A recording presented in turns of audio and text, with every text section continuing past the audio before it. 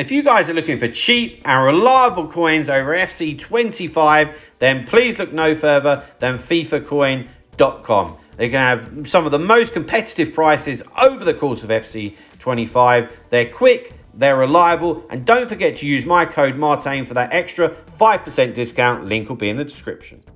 Hi guys, Martin88 here, and welcome back to another EFC25 video. And today we're having a look at the 4-2-3-1 custom tactics. And I've uploaded these because I've got one or two of my coaching clients using it at the moment and having success, and at a reasonable standard, to be quite honest with you. So I kind of just want to show you that everything doesn't have to be 4-2-1-3 if you don't want it to be.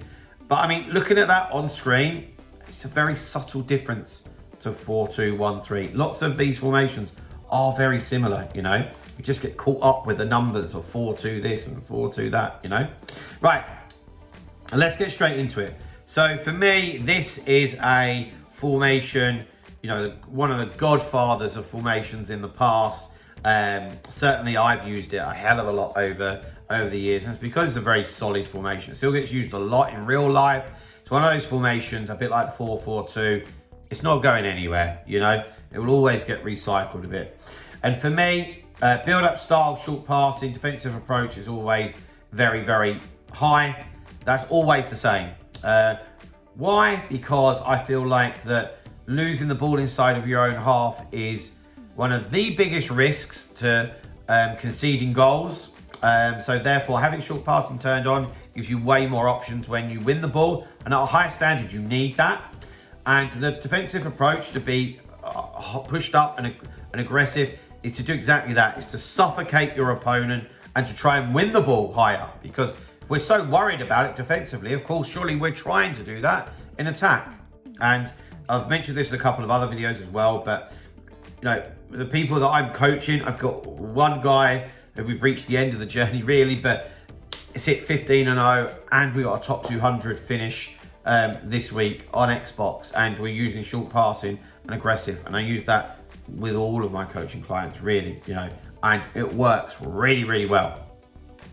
Okay, so I've obviously mentioned it quite a lot there. Apologies, but if you are interested in coaching, I am a professional FC25 coach. It's what I do for a living.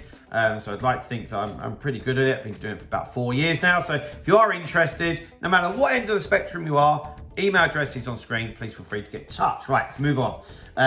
Okay, so always have the same. If we have a look there, with the ball, without the ball, it's not too much difference, yeah?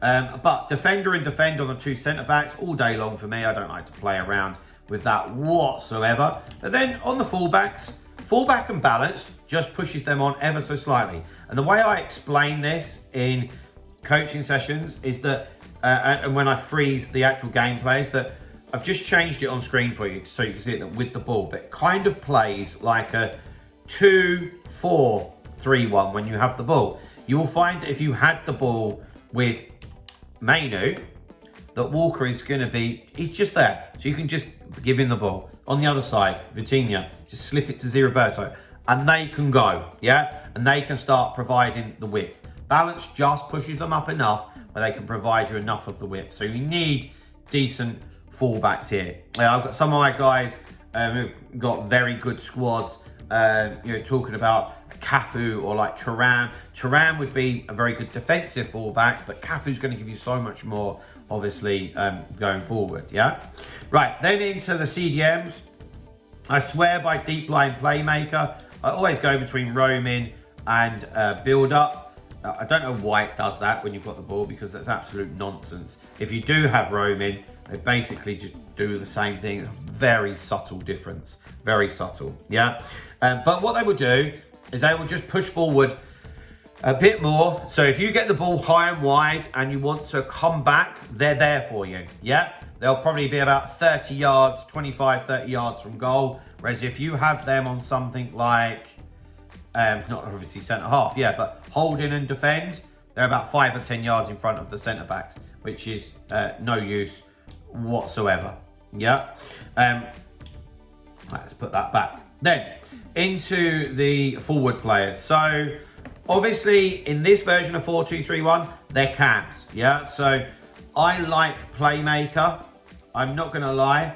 I do quite like Roman as well, but I think for you guys, balanced would be a good one to go with. The fullbacks are going to provide quite a lot of the width, but like Figo will still be quite close to the wing, so he can still get out there, but he's not going to hug the touchline, you know? You're going to have a lot of intricate play in the middle. I've got Ruta here, because I'm that much too close in Foden, trust me. Like, that's not who I want there. In cam, I like Shadow Striker. Again, I did a session with a newbie who was in Division 2, who's now in Division 1 already, and got Maradona on, I think, Playmaker. I just didn't like it. It was just so deep. He's breaking, and I'm like, look, where's Maradona? He's basically standing next to the 2 CDMs. Like, no, not for me. So Shadow Striker just pushes them up that little bit more, and that's why, for me, at cam, I much prefer that. So that they can, you know, they can get involved with each other. If not, your striker becomes really isolated, who I've got on advance forward and attack, yeah? So, guys, there we have it. There's my 4-2-3-1 custom tactics and player roles. I hope that helps you out in some way. If it does, then please drop a like, subscribe to the channel if you haven't already. I'll see you guys very, very soon. See you later, guys. Bye-bye.